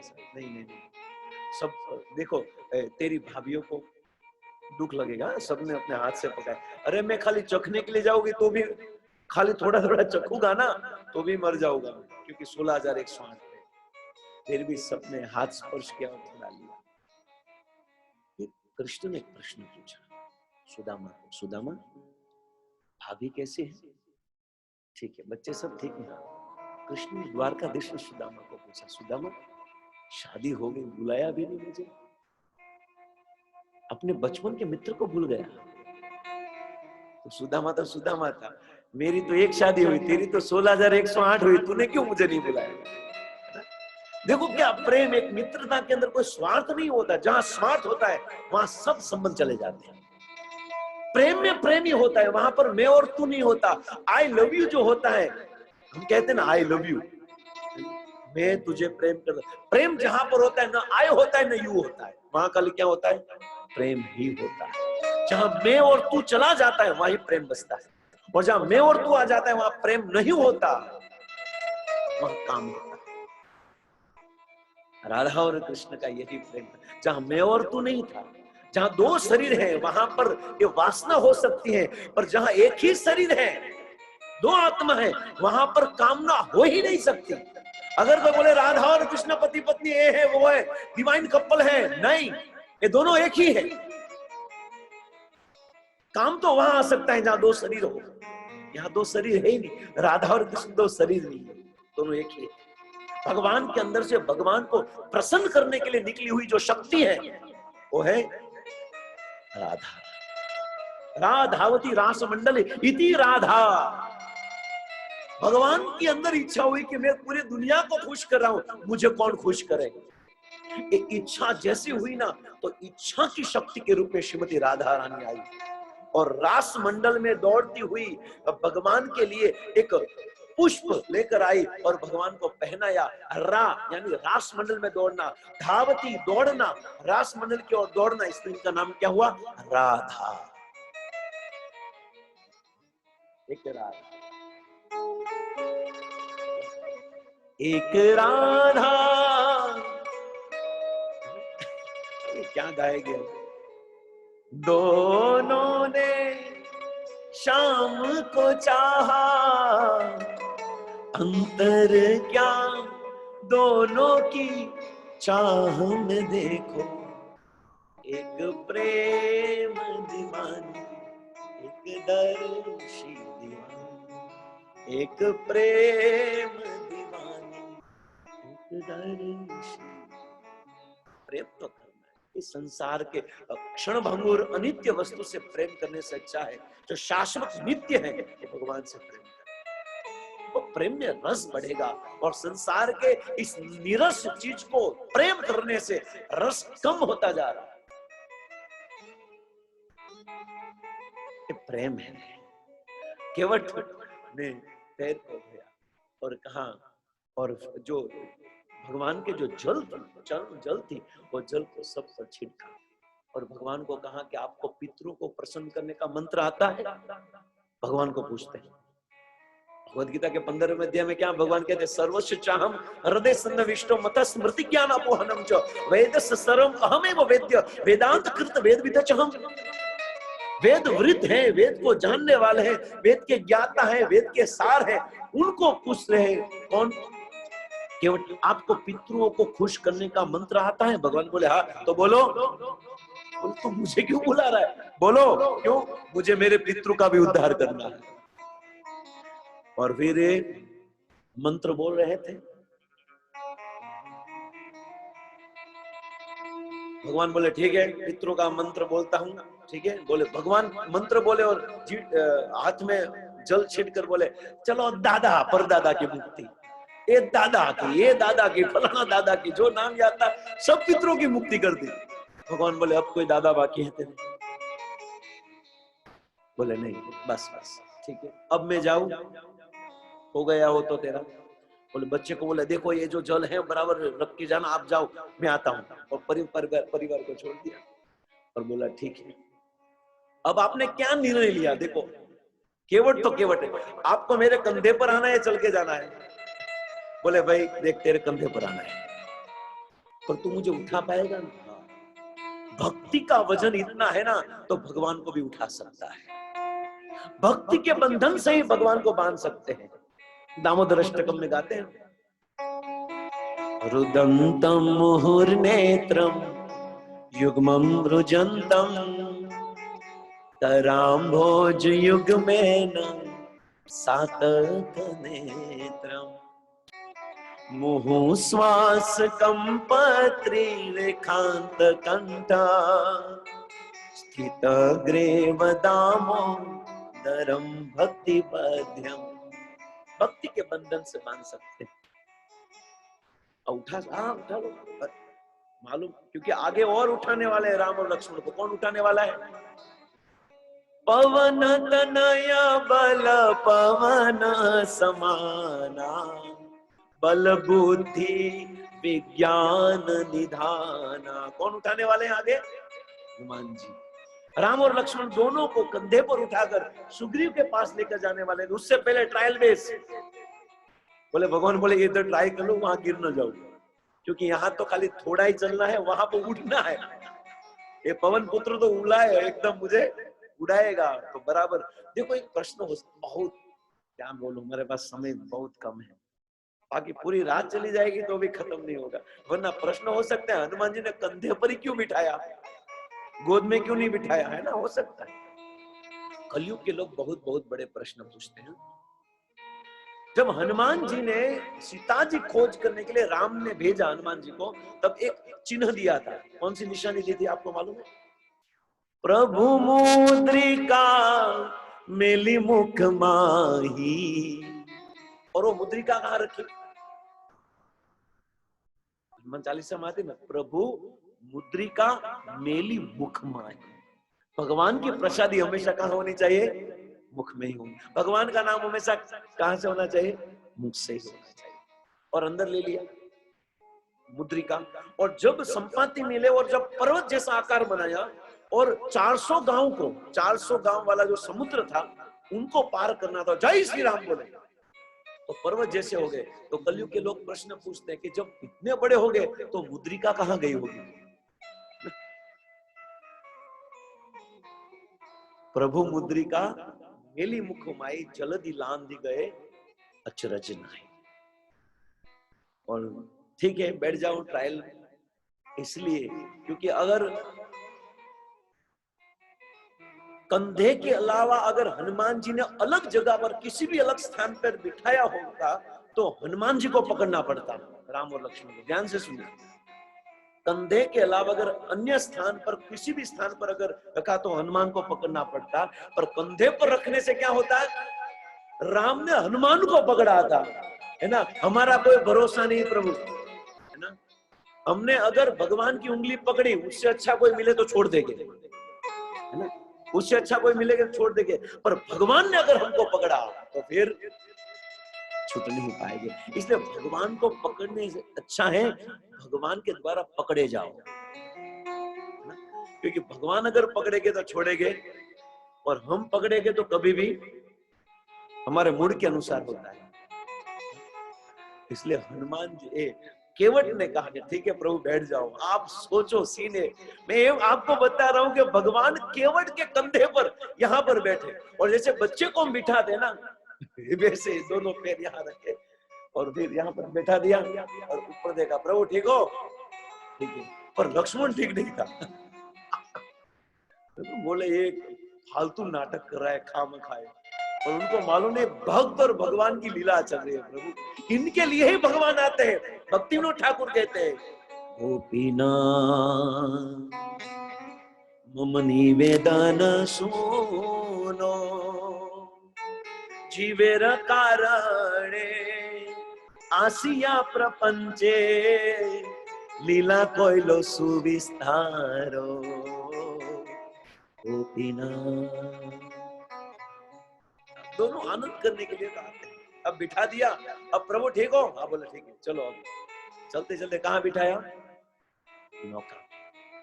नौका में बिठाया तो लक्ष्मण जी वहां थे, वहां पीछे खड़े थे।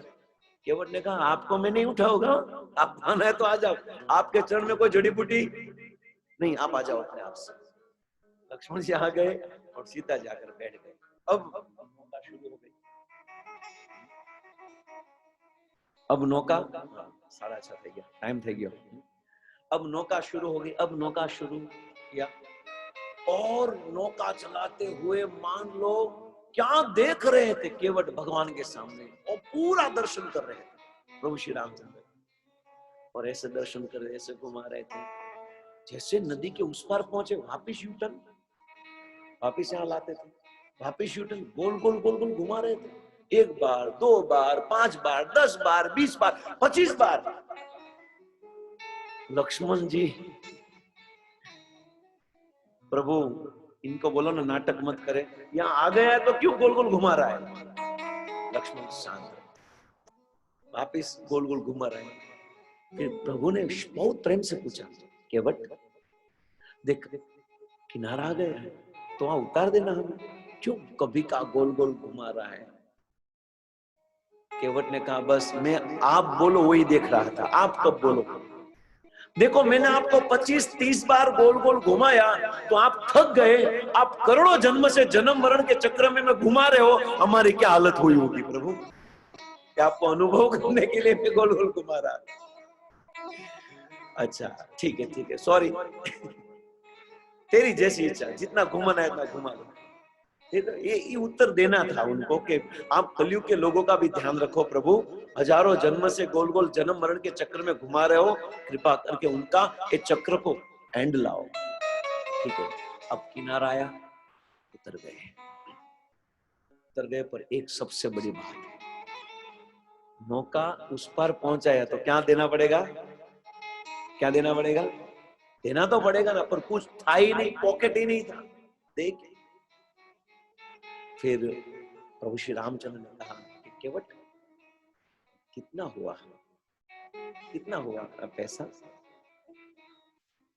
केवट ने कहा कि नहीं कुछ नहीं हुआ, नहीं मैं कभी किसी का ऋण नहीं रखता, भगवान कभी किसी का ऋण नहीं, कुछ नहीं था क्या करे। केवट देख रहा था कैसे मांगू इनके पास कुछ नहीं है क्या। फिर सीता जी के हाथ में क्या थी, एक अंगूठी। देखो सीता जी ने बहुत चुपके से हाथ से अंगूठी निकालकर चुपके से प्रभु श्री रामचंद्र के हाथ में दे दी, दे दो वेतन इनका, पगार दे दो। देखो एक घर की स्त्रियों को एक शिक्षा, बड़ी बड़ी शिक्षा है इसमें, एक प्रसंग में बड़ी बड़ी शिक्षा है। मालूम भी नहीं हुआ, चुपके से एकदम हल्के से दे दो वेतन, क्योंकि भगवान कभी किसी का ऋण नहीं रखते, याद रखो। अगर हमने सोचा कि हमने भगवान को दिया, नहीं, भगवान ने, अगर हमने भगवान को दिया तो भगवान 10 गुना वापस दे देगा, तब तक भगवान को भी चैन नहीं आता। हम किसी के पास लेते हैं तो देने में हमें मजा नहीं आता, ये संसार के लोगों का नियम है। पर भगवान जब लेते हैं किसी का, तो जब तक उनको देते नहीं तब तक उनको चैन नहीं होता। आप देख ले विश्व इतिहास में अनेक एग्जाम्पल देख लो। द्रौपदी ने खाली अपने साड़ी का टुकड़ा भगवान को बांधा और इतनी साड़ियां, इतना कपड़ा दिया कि सूरत के सभी मिल खाली कर दी, फिर भी कपड़ा खाली नहीं हुआ भगवान के हाथ से। श्री कृष्ण गोविंद हरे मुरारी, थक गया, 10,000 हाथी का बल, दुशासन थक गया, पर कपड़ा खाली नहीं। साड़ी है कि नारी है, कि नारी में साड़ी है, मालूम नहीं हो रहा था कि साड़ी के अंदर नारी है कि नारी के अंदर साड़ी है। और क्या दूं, नहीं मुझे कुछ नहीं चाहिए। फिर भी भगवान ने कहा केवट मांग क्या चाहिए, तब केवट ने मांगा, और एक केवट ने जो मांगा वो कहकर फिर हम आज के सत्संग को विराम करें। क्या मांगा, पिछली बार मोहे जो कछु देवा, सो प्रसाद में सिर धर ले। क्या चाहिए केवट, हे प्रभु अगर देना चाहते हो तो जब वापिस आओ, 14 साल का वनवास खत्म हो, तब आप मेरी नौका में आओ बस, और मुझे कुछ क्या मांगा। देखो ये बुद्धिशाली बोलते, यानी उनको आने जाने की टिकट कंफर्म करा दी अपनी नौका में भगवान, कि जब वापिस आओ ना प्रभु तब आप मेरी नौका में आइए। और ऐसा कहा जाता है कि जब भगवान गए ना राम वहां से, तब तक वहां ही केवट रुका था, वहीं राम की राह देख रहा है, और रिटर्न में राम वही नौका पर आए। यह केवट है। ये केवट प्रसंग कोई सामान्य, भगवान को भी बहुत प्रिय है प्रसंग, क्योंकि भगवान ने अपने खूब भक्त के साथ आदान प्रदान किया, और जब यह मांगा ना तो फिर भगवान के आंख में भी आंसू आए।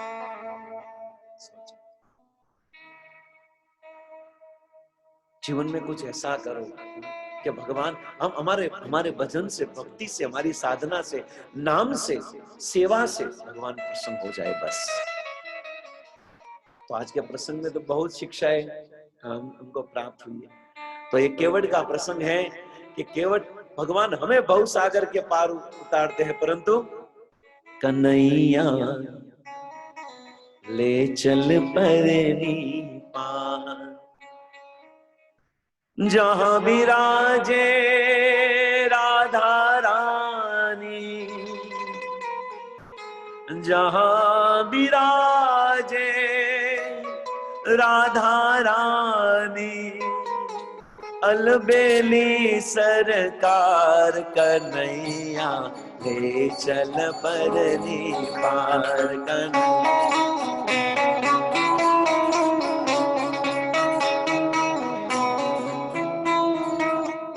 तो बस हमें भी उस पार जाना है, भव सागर के उस पार जाना है। श्रील प्रभुपाद जी ने भी एक ग्रंथ लिखा है, जन्म मृत्यु के पहले पार।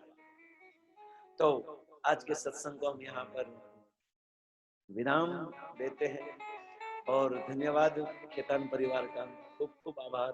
थैंक यू प्रभु जी, आपका भी। हमारे वैष्णव ड्रेस में बैठे हुए दादाजी, दादा चले, बहुत आनंद हुआ।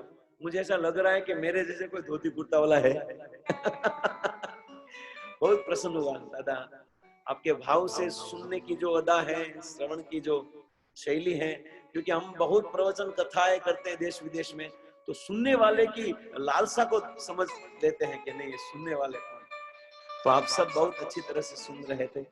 दादी माँ आप भी बहुत धन्यवाद।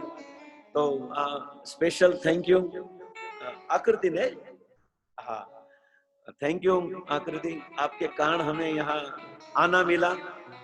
और केवट के प्रसंग का एक प्रसंग तो मेरे लिए था, अपने जीवन के लिए था, और आप सबने खूब प्रेम और भाव से इनका लाभ उठाया।